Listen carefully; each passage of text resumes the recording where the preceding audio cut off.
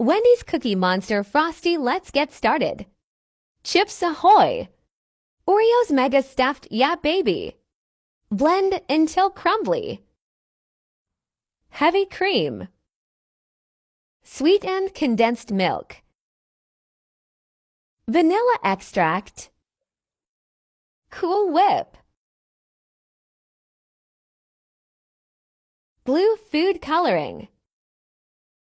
Cookie crumble and blend. Blend until smooth. Pour into a glass. Freeze for 1 to 2 hours. For extra fun texture, break up Chips Ahoy and Oreos on top. Okay, our Cookie Monster Frosty is done. Now, time for the best part, the taste. Cheers.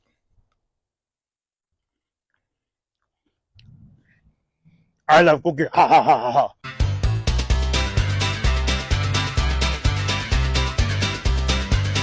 It is so good. Y'all need to try this. Wendy's, new flavor. Here it is. Bam!